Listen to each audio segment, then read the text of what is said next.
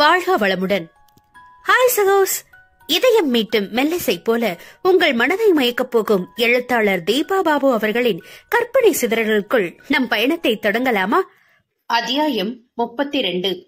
அடுத்த நாள் காலையில் தன் மனைவியை அருகில் உள்ள அக்காமலை புல்வெளி பிரதேசத்துக்கு அழைத்துச் சென்றான் வம்சி. இடத்தை நெருங்கியதும் கண்ணு கெட்டிய தூரம் வரை அடுக்கடுக்காக அடுத்தடுத்து பல சிறு குன்றுகள் வரிசையாக பச்சை நிற ஆடையில் அழகாக விரிந்திருந்து பெண்ணின் கண்களுக்கு குளிர்ச்சி அளித்தது. யாழ், உனக்கு தெரியுமா, வால்பாறைய தமிழ்நாட்டோட சுவிட்சர்லாந்துன்னு சொல்றாங்க. நம்ம ஊரோட முக்கிய வரப்பிரசாதம். இப்ப நம்ம நின்றுட்டு இருக்க இந்த அக்காமலை கிராஸ் ஹில்ஸ் தான். இங்க பெய்ற மொத்த மழை துளிகளையும் சேமிச்சு வைக்கிற அட்சய பாத்திரமா இந்த புல்வெளி இருக்குது.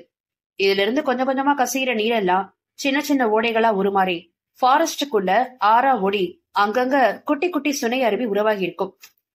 கணவன் ஆர்வமாக விவரம் தந்து கொண்டிருக்க, ஹை, அப்ப அங்க போலாமா என்றவனை ஆவலாக கேட்டாள் யாழ்மொழி. எங்க, இங்க வர்றதுக்கே இந்த நடுங்க நடுங்கிட்டு ஸ்வெட்டர் போட்டு அதுக்கு மேல திக்கு பிளாங்கெட் வேற போத்திட்டு இப்படி அட்டகாசம் பண்ற நீ, அங்கெல்லாம் உன்னை கூட்டிட்டு போக சொல்றியா என்ன என்றவன் ஏழையாக தொடங்கும் பொழுதே பெண் முகத்தை தூக்கிக் கொள்ள புன்னகையுடன் அருகில் இழுத்து கன்னத்தில் முத்தம் பதித்தவன், உன்னை டீஸ் மட்டும் பண்ணல பேபி, உனக்கு கொஞ்சம் கிளைமேட்டும் செட் ஆகட்டும், அப்புறம் அங்கெல்லாம் போகலாம். அதுக்கு பிசிக்கலா பிளஸ் கான்பிடென்டா நீ முழுசா தயாராகணும். பேரழகு இருக்கிற இடத்துல பேராபத்து இருக்குங்க விஷயத்த நீ கேள்விப்பட்டதுல? இது சுத்தமா மனித நடமாட்டமே பெரும்பாலும் இல்லாத, பொல்யூஷன் அப்படின்னா என்னன்னு கேக்குற இயற்கை பொக்கிஷங்கள் நிறைஞ்ச இடம். சோ இதோட சீதோஷ்ண நிலை நம்முடைய கணிப்புக்கு அப்பாற்பட்டிருக்கும். இங்கே வருஷக்கணக்கா வாழ்ந்திருந்து சுத்தி உள்ள இடங்களை பத்தின விழிப்புணர்வு இருக்கிறவங்க மட்டும்தான் ஃபாரஸ்டுக்குள்ள சரியா போயிட்டு வர முடியும். இல்லனா நேரா பரலோகம் தான் போகணும் என்று வம்சி வானை பார்த்து கூறியதில் அதிர்ந்து போனவள், என்ன சொல்றீங்க என்று திகைப்புடன் பார்த்தாள். உண்மைதாண்டா. கொஞ்சம் வருஷத்துக்கு முன்னாடி நான் அப்ராட்ல இருக்கும்போது என் ஃப்ரெண்ட்ஸ் ஒரு குரூப்பா 8 பேர் இங்க வால்பாறையை சுத்தி பார்க்க வந்தவங்க இந்த அக்காமலை கிராஸ் ஹில் ஃபாரஸ்ட் இதெல்லாம் பத்தி கேள்விப்பட்டு இம்ப்ரெஸ் ஆகி ட்ரெக்கிங் வந்திருக்காங்க. நீயே பாக்குறியே, ஒரே மாதிரி ஒண்ணு போல. இந்த இடத்துல எத்தனை சின்ன சின்ன குன்றுகள் உன் கண்ணுக்கு எட்டுன தூரம் வரைக்கும் தெரியுது பாரு. ஒரு ஆர்வத்துல அடுத்தடுத்த குன்றுகள்ல ஏறி இறங்கி என்ஜாய் பண்ணவங்க அடுத்த அங்கேயே கொஞ்ச தூரத்துல கோணல் ஆறுன்னு ஒரு ஆறு ஓடுது. என்ன கோணல் ஆறா? இதென்ன இப்படி ஒரு பேரு? எல்லாம் காரணமா தான் அந்த ஆறுக்கு அப்படி பேரு. சாதாரணமா ஆறுகள் பாய்ந்து ஓடுறது வளைஞ்சு நெளிஞ்சுதான் ஓடுனாலும் இந்த கோணல் ஆறு இன்னும் பாம்பு மாதிரி சரு சருன்னு அடுத்தடுத்து ஒரே நெளிவு சுழிவுமா தான் தண்ணீர் ஓடும். அவன் தகவலில் ஓ என்று உதட்டை குவித்தவள், இன்ட்ரெஸ்டிங் என்று குதூகலிக்க, ஆமா, அதையேதான் அந்த பயபிள்ளைகளும் பண்ணானுங்க. மாசுமுறை இல்லாத சுத்தமான தெளிந்த ஆத்து தண்ணிய பார்த்ததும் கொண்டாட்டமாகி அங்கேயே ரொம்ப நேரம் ஆட்டம் போட்டிருக்கானுங்க. 1 மணி நேரம் கழிச்சு வந்த வழியில திருப்பி ஊருக்கு போகலான்னு கிளம்புனப்போ சுத்தி பார்த்தா எல்லா குன்றுகளும் ஒரே மாதிரி தெரிஞ்சிருக்கு. அவனுங்களுக்கு எந்த பக்கம் வந்தோம் எந்த பக்கம் போகணும்னு ஒண்ணுமே புரியல. எங்கள மாதிரி பழக்கப்பட்டவங்க ஈஸியா புடிச்சிடுவோம். ஆனா புதுசா வந்தவனுங்க தடுமாறி போயிட்டானுங்க. அப்புறம் எப்படியோ ஒண்ணு போய் தானே ஆகணும்னு நடக்க ஆரம்பிக்கும் போது சட்டுன்னு மூடு பண்ணி சொல்லிடுச்சு. அவனுங்களை நான் ஆல்ரெடி வார்ன் பண்ணியிருந்தேன். காலையில நேரமா கிளம்பி போய் மதியம் 2 மணிக்குள்ள அந்த இடத்துல இருந்து கிளம்பிடணும்னு. பிக்னிக் மாதிரி என்ஜாய் பண்ணவங்க பகல் நேரம் தானேன்னு அசால்ட்டா இருந்துட்டாங்க. ஆனா இந்த மாதிரி ஏரியால எல்லாம் அவ்வளவு அஜாக்கிரதையா இருக்கக்கூடாது. அதுவும் பொது இடம்னா இன்னும் உஷாரா இருக்கணும். இவனுங்க 8 பேர் அடுத்தடுத்து அவங்க ஸ்டாமினா பொறுத்து முன்ன பின்ன மெதுவா நடந்துட்டு இருந்தவங்க சுத்திலும் மூடு பணியில மாட்டிக்கவும் ஒருத்தர் பாத்துக்க முடியல. அந்த அளவுக்கு அவங்கள சுத்தி கடும் பனிமூட்டம் சூழ்ந்துடுச்சு. ஒவ்வொருத்தரும் பழக்கமில்லாத அதிக குளிர்ல கிட்டத்தட்ட கை கால் விரைக்கிற அளவுக்கு போயிட்டானுங்களாம். அவ்வளவுதான், இன்னியோட நம்ம ஆயுசு முடிஞ்சதுன்னு அரண்டு போய் சோர்ந்து உட்கார்ந்த நேரம் 1 மணி நேரத்துக்கு மேல அவங்கள வாட்டி எடுத்த பனிமூட்டம் கொஞ்சம் கொஞ்சமா விலகிடுச்சான். அப்பா சாமி, யார் செஞ்ச புண்ணியமோன்னு பொழைச்சோன்னு அடிச்சு புடிச்சு எப்படியோ இடத்த கண்டுபிடிச்சு வந்துட்டானுங்க. எனக்கு போன் பண்ணி அங்க இருந்து வர்றதுக்குள்ள எங்களுக்கு உயிர் போய் உயிர் வந்துருச்சுடா, அவ்வளவு த்ரில்லா இருந்ததுன்னு மாத்தி மாத்தி புலம்பி தள்ளிட்டானுங்க என்று சிரித்தவாறு தன் கைவிளைவில் இருந்தவளை குனிந்து பார்த்தாள் வம்சி. அவன் மீது சாய்ந்திருந்து லேசான பீதியுடன் கேட்டிருந்தவள், அந்த அளவுக்கு ஆபத்தான இடமா அது என்று சுற்றிலும் கலக்கத்துடன் வெளிகளை ஓட்டினாள். தன்னுள் பெரும் ஆபத்தை அடக்கி வைத்திருக்கும் சூழலை வெளிப்படுத்தாமல் மிகவும் நிசப்த அழகியாக கண்களுக்கு காட்சியளித்திருந்தாள் அந்த அக்காமலை. ஆனா தனக்குள்ள அத்தனை இயற்கை அதிசயத்தையும் இந்த இடம் வச்சிருக்கு. உனக்கு இங்க கிளைமேட் செட் ஆன பின்னாடி நாம ஒரு நாள் அங்க தூரத்துல தெரியுது பாரு, அந்த குன்றுகளுக்கு ட்ரெக்கிங் போய் என்ஜாய் பண்ணலாம். எது, நானும் அங்க வரல, என்ன ஆள விடுங்க பாஸ், இங்க இருக்கிற என்ஜாய்மெண்டே எனக்கு பரம் திருப்தியா தான் இருக்கு, போதும் போதும் என்று விழுந்து அடித்துக் கொண்டு மறுப்பு தெரிவித்தாள். ஏய், இங்க நாங்க ஃபேமிலியாவே அப்பா கூட வந்து சூப்பரா வெக்கேஷனை கழிப்போம் தெரியுமா? நீ என்னவோ இந்த நடுங்குற, இன்னும் வைல்ட் அனிமல்ஸ பார்த்தா என்ன பண்ணுவியோ தெரியல. இங்க எல்லாம் சர்வசாதாரணமா பக்கத்துல நீ யானை கூட்டங்களை பாக்கலாம். என்னது, யானைங்க வேற இருக்குமா? அப்போ சிங்கம், புலி என்று கலவரமாக பார்த்தாள். அதெல்லாம் அவ்வளவு சீக்கிரத்துல ஊருக்குள்ள வராது. அதுவும் சிறுத்தை, புலி, காட்டெருமை, சென்னாய்ங்க மட்டும்தான், இங்க சிங்கெல்லாம் கிடையாது. வம்சி அலட்சியமாக கூறியதில் அவனை கோபமாக பார்த்தவள், சிறுத்தையும் புலியும் இங்க இருக்கிறது போதாதா, இன்னும் தனியா சிங்கம் வேற வேணுமா உங்களுக்கு என்று கணவனிடம் அச்சத்தில் படபடத்தாள் மொழி. ஏய் பேபி, ஏன் இவ்வளவு டென்ஷன் ஆகுற? அதெல்லாம் டீப் ஃபாரஸ்ட்ல தான் இருக்கு, எப்பயாவது வழி தவறி ஊருக்குள்ள வரும், அவ்வளவுதான். ஓகே, கூல் என்று அவள் முகத்தை தாங்கி நெற்றியில் முட்ட, போங்க போங்க, கல்யாணம் பண்ணி ஹனிமூன் கூட்டிட்டு போறேன்னு இப்படி பயங்கரமான இடத்துக்கெல்லாம் என்ன கூட்டிட்டு வரீங்க நீங்க என்று கோபித்தாள் நாயகி. யாழ் யாழ் என்றவாறு அவள் இதழ்களை இதழ்களால் உரசி சூடேற்றியவன், நான் உன்னை அங்கெல்லாம் கூட்டிட்டு போலடா, அதோட இன்ஃபர்மேஷன்ஸ் மட்டும்தான் உன்னோட நாலேஜுக்கு ஷேர் பண்ண, தட்ஸ் ஆல் என்று சிரித்திட, அதெல்லாம் ஒண்ணு வேணாம் போங்க, நான் எப்படியும் எங்கேயும் தனியா போறதில்ல, அப்புறம் எதுக்கு இதெல்லாம் என்று அவள் தோளில் வேகமாக முகம் புதைத்துக் கொண்டாள்.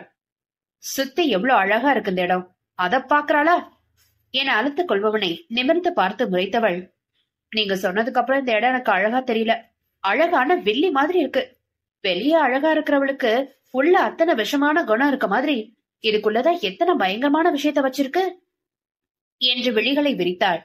அவனோ பாவையின் விழி அழகில் மோகம் கொள்ள தயாராக அவனை அவசரமாக தடுத்து நிறுத்தியவள் தன்னுடைய சந்தேகம் கேட்டாள்.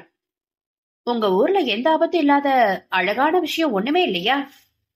ஏன் இல்லாம, தென்னிந்தியாவோட சிறப்புன்னு சொல்ற சின்ன கல்லாறு நீர்வீழ்ச்சி நம்ம வால்பாறையில தான் இருக்கு. வருஷத்துல 3/4 நாட்கள்ல வானம் விட்டு விட்டு பூச்சிதறல் போட்டுட்டு இருக்கும். அதுல நனைகிறது அவ்வளவு சுகமா இருக்கும். அதே மாதிரி இங்க கூழாங்கல் ஆறுன்னு ஒண்ணு இருக்கு பாரு, அதோட தண்ணி அப்படியே கண்ணாடி மாதிரி அவ்வளவு சுத்தமா இருக்கும்.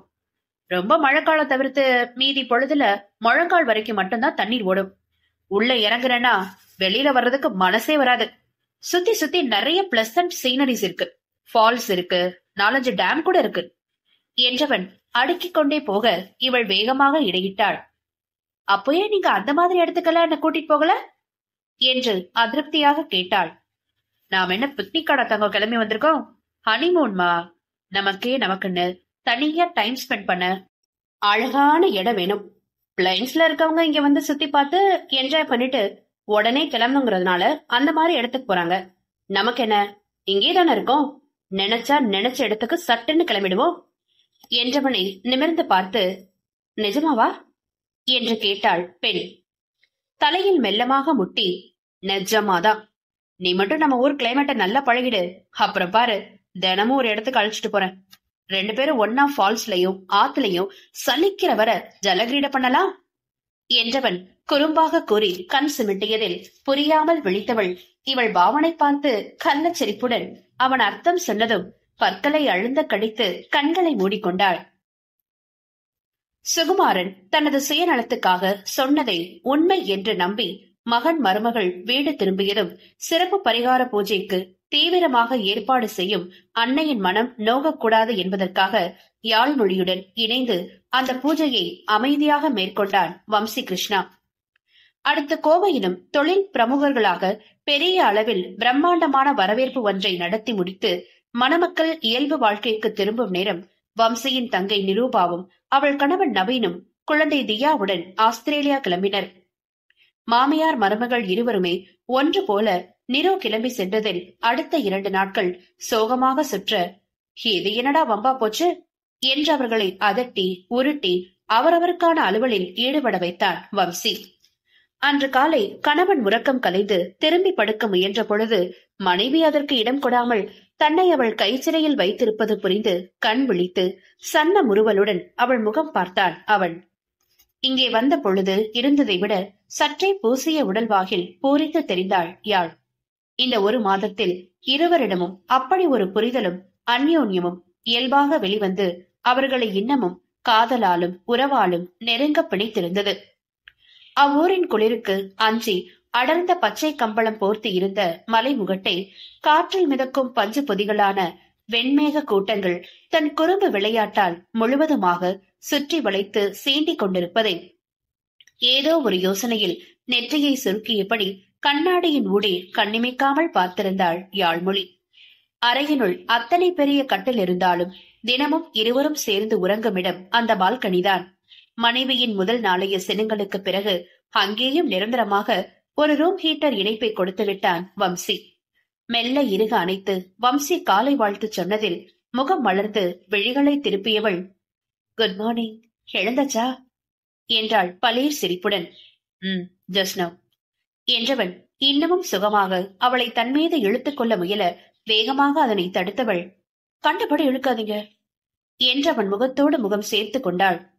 ஓஹோ என கேலியாக சிரித்தவன், மேடம் எத்தனை மணிக்கு எழுந்தீங்க, முகம் ரொம்ப தெளிவா இருக்கு என்று தன் தலையை பின்னால் நகர்த்தி அவள் விழிகளை பார்த்து கொண்டே உதடுகளை மென்மையாக விரலால் வருடினான்.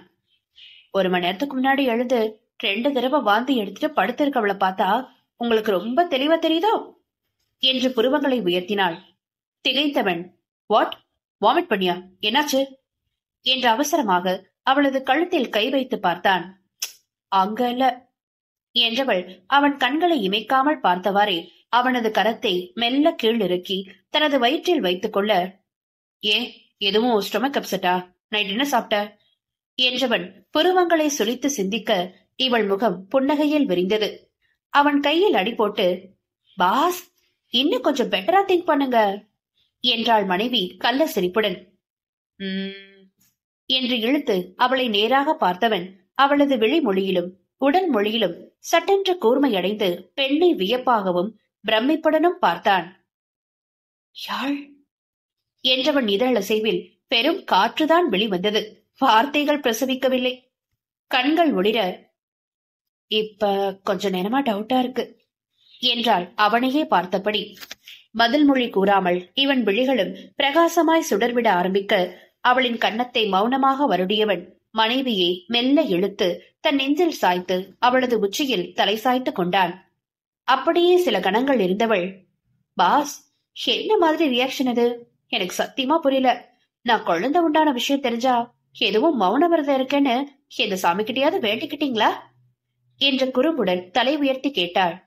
அப்பொழுதும் வாய் பேசாமல் பெருஞ்சிரிப்புடன் அவளின் கண்ணம் கிள்ளியவன் அவள் முகத்தை மெல்லமாக நெருங்கி அங்கங்கே சின்ன சின்ன முத்தங்களை வைத்துக் கொஞ்ச அவளால் அவனது பேரின்ப நிலையை உணர்ந்து கொள்ள முடிந்தது. ரொம்ப ஃபீலிங்கா இருக்கீங்க போல என்று மென்னகை சிந்த அந்த புன்னகையை சிறை பிடித்தவன் அங்கேயும் ஆழ்ந்த முத்தம் ஒன்றை பதித்தான். இன்னும் எத்தனை கொடுக்க போறீங்க என்று மலரும் சிரிப்புடன் அவன் செய்யும் கூத்தில் முகத்தை திருப்பி அவன் தோளில் புதைந்து கொண்டாள் யாழ்மொழி. எத்தனை வேணால் கொடுப்பேன், அது ஏன் இஷ்டம் என்று மிடுக்காக அப்பொழுதுதான் குரல் வெளிவந்தது. பாரடா, இதுக்கு மட்டும் வேகமா பதில் வருது என்று பெண் குறும்பு புன்னகை புரியவும் அவள் நெற்றியில் முட்டி விழிகளை நெருக்கமாக பார்த்தான். ஹாப்பியா யாழ் என்றிட அவள் சிரிப்பு மேலும் விரிந்தது. இன்னும் 5-6 வருஷம் கழிச்சு குழந்தை பெத்துக்கலான்னு சொன்னவரே சத்தம் இல்லாம இவ்வளவு ஆர்ப்பாட்டம் பண்ணும்போது உடனே வேணும்னு கேட்டு நான் ஹாப்பியா இருக்க மாட்டேனா என்று உதட்டை சுழித்துக் கொண்டாள். ஹா, என்ன பெட்டை விட்டு எழவே விட மாட்டிய பேபி, இப்படியே ஏதாவது டெம்ப் பண்ற என்று அவள் கழுத்தடியில் முகம் புதைத்தான் வம்சி. கல்மிஷமாக நகைத்துக் கொண்டவள், உங்களை நான் தனியா வர டெம்ப் பண்ணுமாக்கும், அது என்ன இன்னும் என்ன பேபி பேபின்னுட்டு, நாளைக்கு உங்க பேபி வந்து உங்ககிட்ட உரிமை போராட்டம் நடத்த போகுது பாருங்க என்று போலியாக மிரட்டினாள். அதெல்லாம் எப்படி அழகா சமாளிக்கிறதுன்னு எனக்கு தெரியும் என்று மெத்தனமாக பார்ப்பவனின் பார்வையில் குளிர்ந்து, நீங்க யாரதான் சமாளிக்க மாட்டீங்க பாஸ் என்றவள் அதற்கு மேல் எதுவும் தொடராமல் வேகமாக அவன் கழுத்தை வளைத்து கட்டி கொண்டாள்.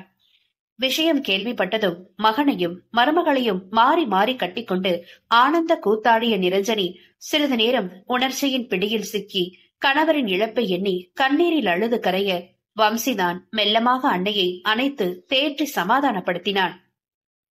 பாரு, உங்க அப்பாவால ஒரு 4-5 மாசம் கூட என்னை விட்டுட்டு இருக்க முடியல. திரும்ப என்கிட்டயே வரப்போறாரு. உன்னை பத்திதான் அவருக்கு நல்லா தெரியுமே.